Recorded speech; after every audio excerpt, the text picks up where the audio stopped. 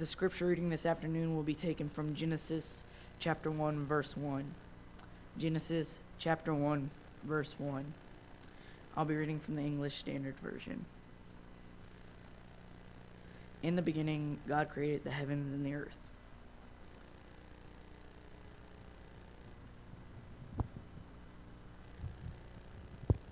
Good afternoon. Y'all heard I was going to be preaching. You still came back, so that's a good sign. I want to, first of all, take a second to thank y'all for the prayers. I was sick last week and unable to preach, so that's why I'm here today. I'd like to thank Brother James for agreeing to move my opportunity back. So,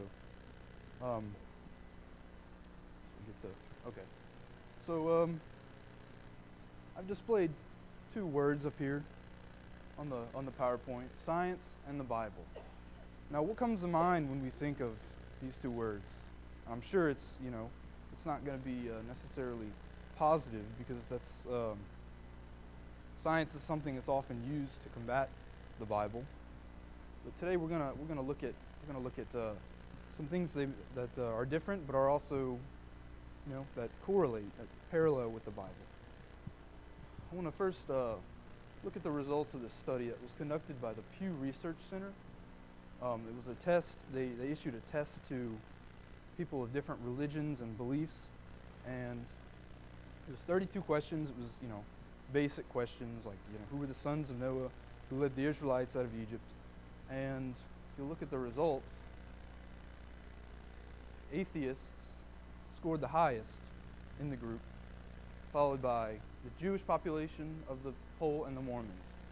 And we would fit in, I suppose, in fourth place, the evangelical Protestants. I'm not sure why they included race in the poll, but evangelical Protestant with a 17% rating. Now, that's kind of embarrassing. Why do you think this result came to be? Thank you. Can you all see fine? Okay. Thank you.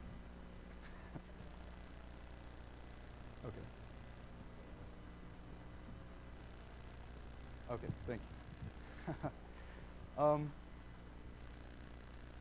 Okay. So the reason that atheists would score higher on a Bible quiz is that their creed, or lack thereof, I suppose, doesn't have room for God's word. So a good portion of their agenda would be disproving what's in the Bible. So they're going to know the Bible, and I guess in this case, it's proven that a good bit of them know it better than a lot of people who claim to be Christians. So when I was younger, about 15, thought I knew everything. I had a discussion with someone. By the way, you don't know everything until you turn 18.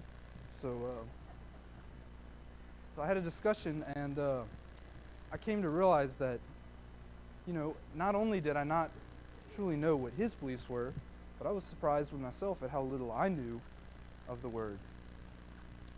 So today I'm going to talk about the atheist line of belief and the Christian line of belief, as I stated earlier, and kind of compare them, see how things differ, and then how science, aside from evolutionist theory, parallels with the Bible. So let's start with the origins of existence. I'm going to talk about Stephen Hawking's origin of the universe. Now, in this theory, Stephen Hawking states that we're not entirely sure where space and the elements that created Earth and the universe came from. It just existed. And from there, obviously we had the theory of the Big Bang, which is buildups of pressure and organic gas and dust, and it expanded and over time created the universe. Now, he challenges the existence of God, and that's something that we'll never know. We can't know. But let's weigh the options here. So we have In the very beginning, before the earth, before the universe existed, there was nothing. This atheists and creationists can agree on. There was nothing. But there was God. So, I have to correct myself. There was God. Where did he come from? Well, we don't know, nor is it our place to inquire that. But we know that he is, and that he did create the world. So, delving into the Big Bang a little more, according to NASA, at the first second of the universe's existence, temperature was 10 billion degrees Fahrenheit. And see, like I said, all the gases and all the makeup that created the Earth, it all expanded, and there was an explosion that blew dust and gases all over, and that all started clumping together, and it formed the Earth and the solar system. So it was an instantaneous conception. So notice we have at the first second. So this was an instantaneous thing. And there's also the notion that Earth is 13.7 billion years old, which I will touch on in a minute. There's also a line of belief that surprises me. There are people who believe in both. They believe that God created the spark that created the Big Bang. But if we read Genesis 1:1, as Blake read, I want to thank him for that. And I also want to thank Mr. Wayne real quick for leading number 1. And that was as per my request, because it dealt with what I'm talking about today.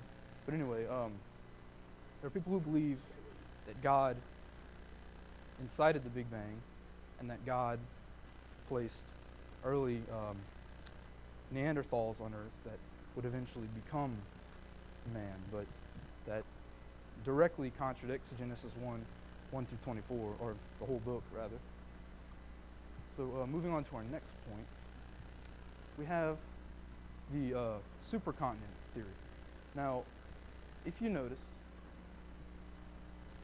all of the continents, all the major 7 continents, fit together like a puzzle. So here we have South America, Africa, North America, Asia and Europe, Antarctica, and Australia.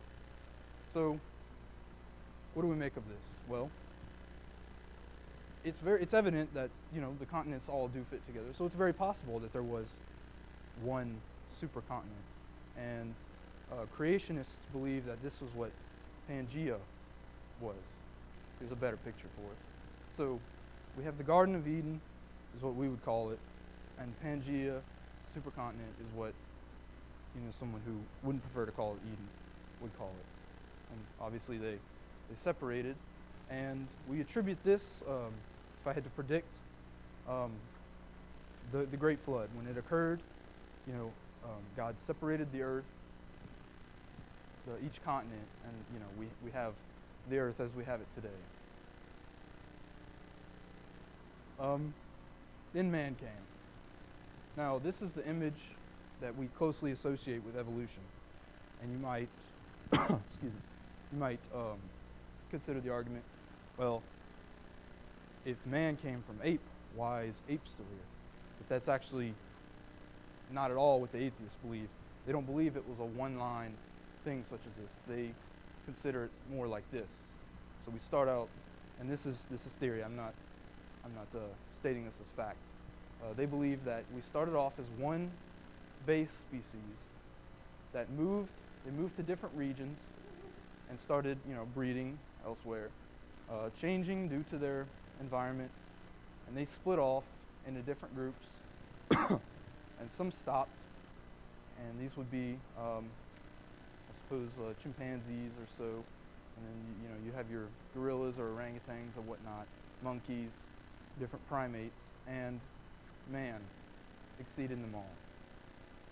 However, we know that, as per Genesis, God created man in the 6th day, and there was nothing. It was man.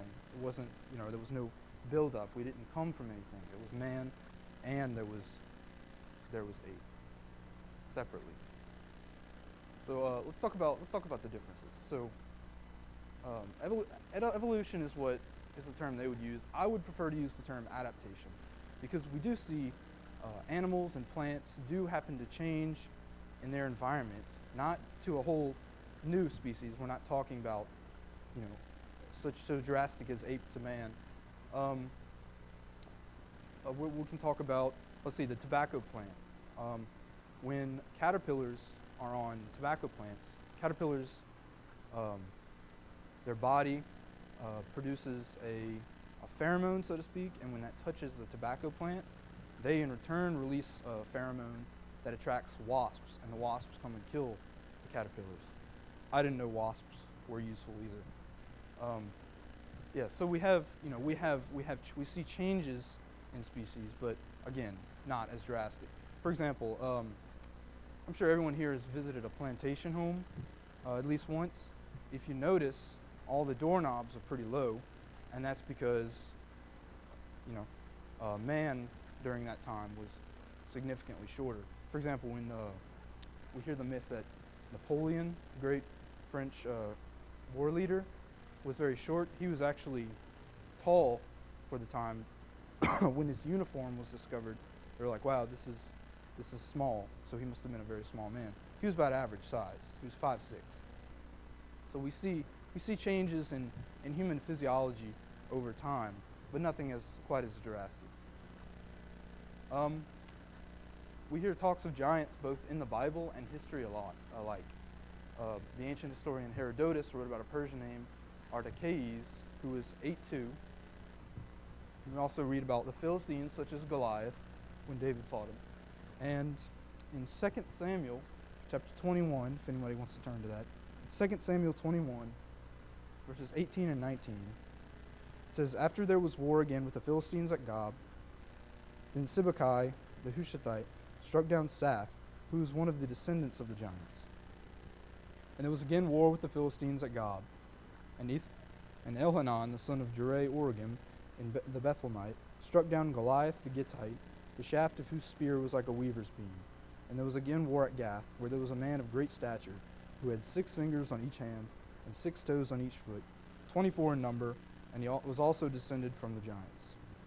So here we see biblical proof that, man wasn't as simple as, what we have today. There were great humans, the giant humans, and then, as I cited earlier, there were small humans, and we still have that disproportion today. We have people with skeletal dysplasia who are very short, people with the reverse of that, the name of which escapes me, but there are people today who are 8, 9 feet tall.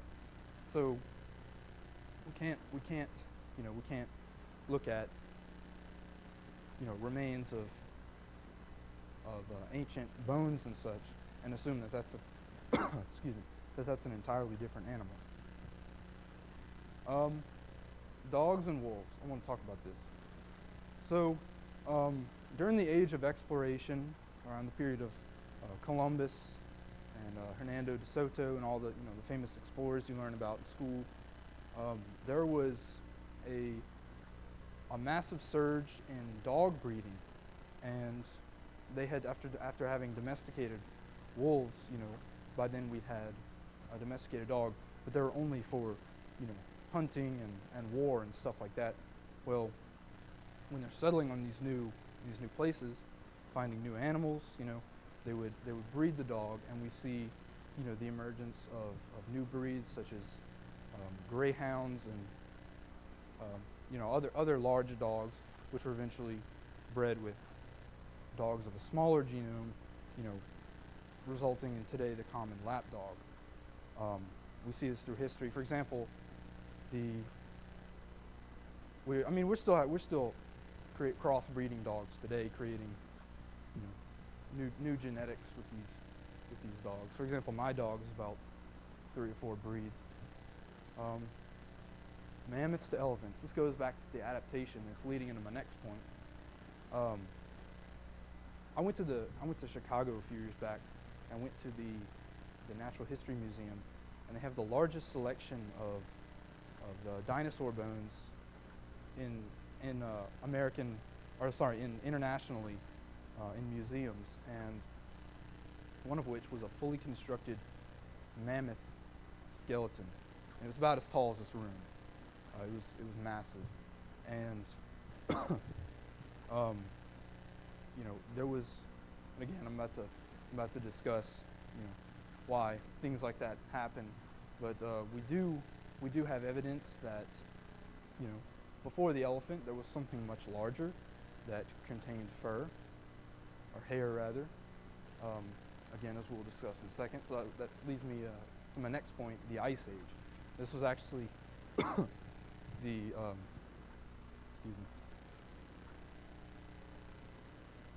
was actually the trickiest part of researching for this, because there's actually a lot of debate, even within the church community, of whether or not the Ice Age actually happened. So if we look at Genesis 11:9, and the Lord dispersed them all over the face of the earth, in reference to the animals after they got off the ark. Because see, the flood occurred, and then the pending, our continents are now separated, as I stated earlier. How are all these animals going to get from this one spot to the rest of the earth? That's where the land bridge theory comes in. So the theory stands that with all this excess water absorbs heat, so the earth cooled drastically, and there was a period allegedly where the oceans essentially froze over, and man and animal were able to cross these oceans on this land bridge and make it to other continents. As I said, it's likely triggered by the flood. And I want to discuss this, as I was stating earlier, the woolly mammoth. This was found in 2009. They found it somewhere in the Arctic Circle, and it's a calf of you can't really see it, but it has hair, just barely, just long wisps of hair, and it's larger than the average fetal calf of an elephant. It would be about half the size. So we do have evidence that there are, and this is an example, that there were animals that changed. For example, the three-toed sloth was likely about 12 feet tall. Back in the time, we have, that's another skeleton I saw at the Chicago Natural History Museum. And I want to touch on the age of the earth, as I stated I would earlier.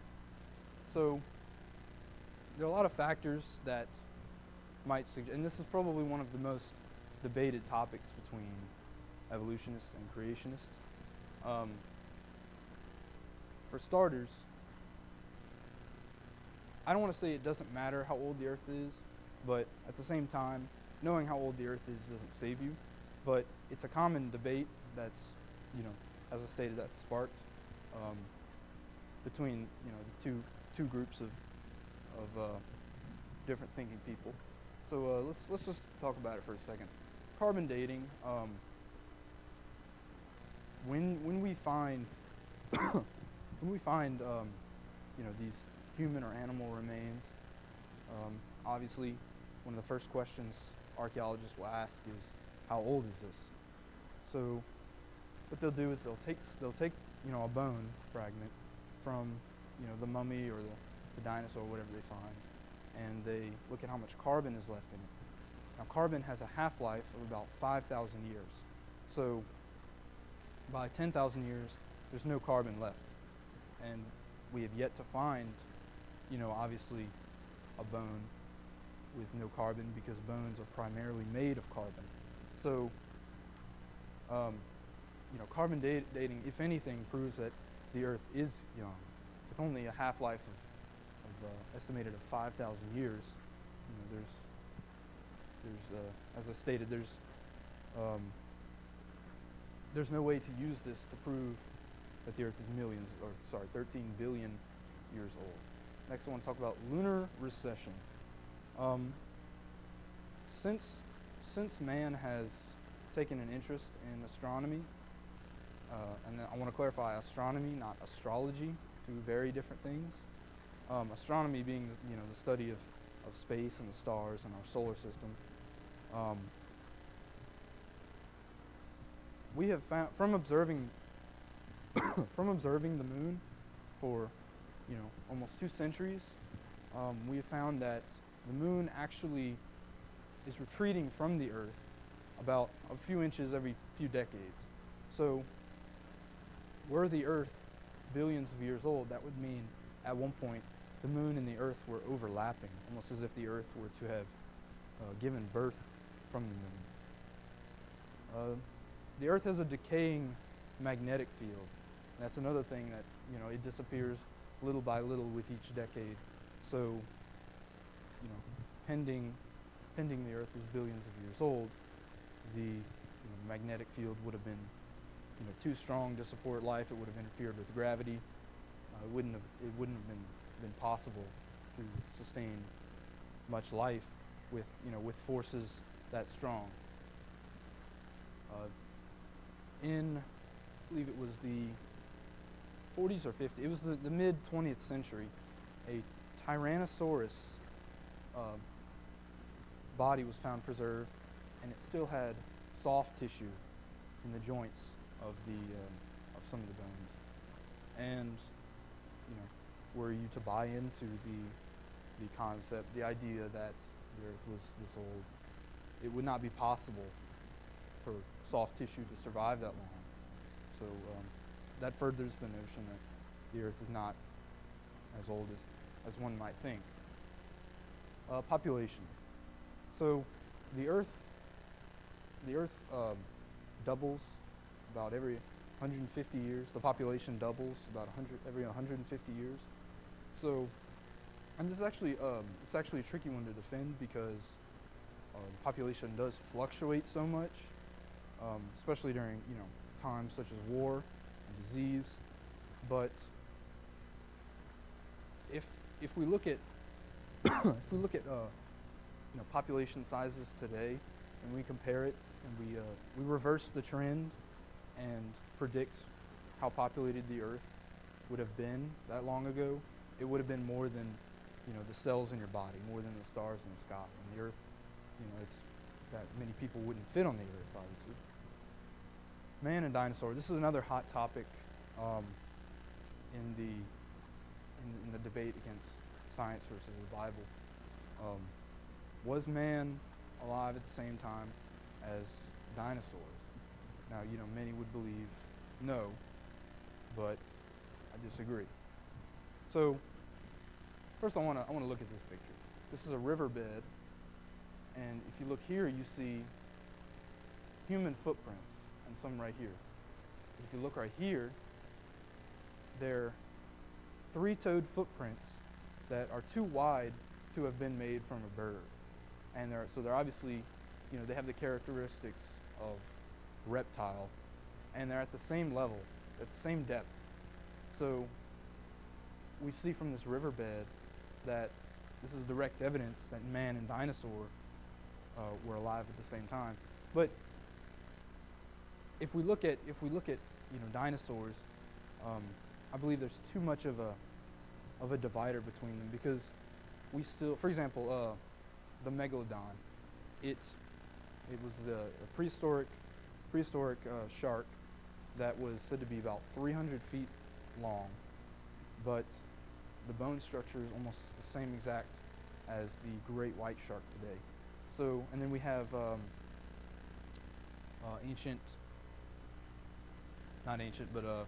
prehistoric, pending. There was a time before history was dated, which we have the very beginning recorded history. But to use the term just for everyone's common understanding, prehistoric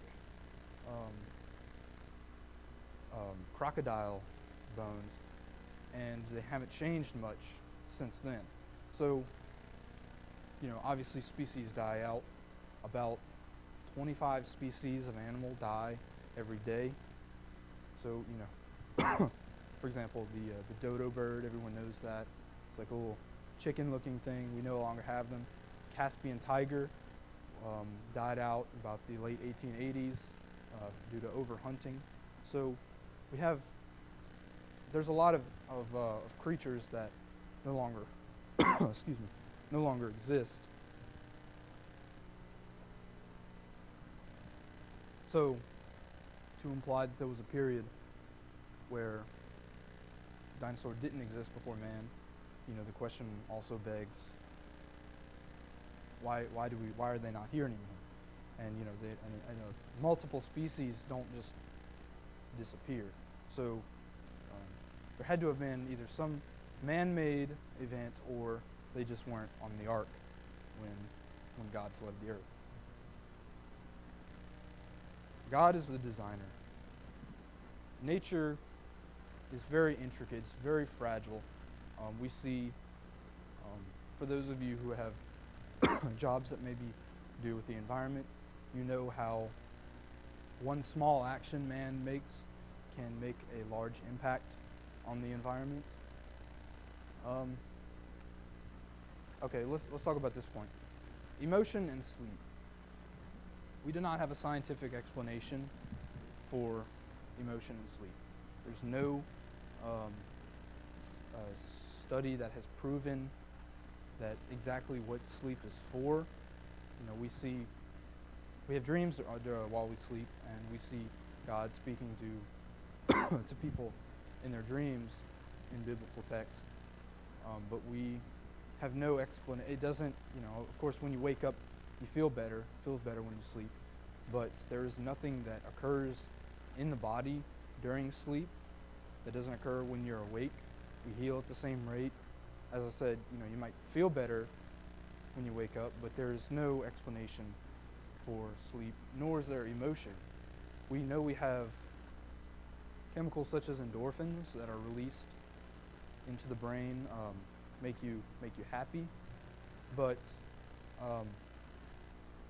there's no evidence explaining the stimulus that we feel, explaining emotion. That's something we can't really put our fingers on. But what would human interaction be without it? Same with our senses. It's the same premise. We can touch and we can feel, but what creates the sensation? What makes us feel it? There's no direct answer for any of that. Organism defenses. I touched on this earlier with the tobacco plant, but we also see, for example, I like to look at bird beaks. When we look at a pelican, you see the long, narrow snout with the little sac, the gullet, so they can scoop up fish. And when you look at say an eagle, they have the talons and then the hooked beaks to better catch prey. So animals are designed specifically for their environment. You're not going to see an eagle scooping up fish with their beak. You might see them with their talons, and likewise, a pelican is not going to grab a fish with its feet because they're flippers. So each organism in nature is designed around around their environment to suit their needs. And the ones that obviously didn't change aren't around anymore. Such as I stated, the dodo bird. It was a very weak animal. It had many natural predators aside from man, and it wasn't.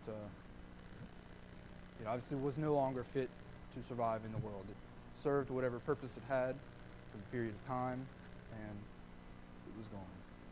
Food webs. When you were in elementary school, I don't know if any of you remember the food pyramid, and at the bottom they had like grass, and in the middle they had the rabbits, and at the top they had the wolves.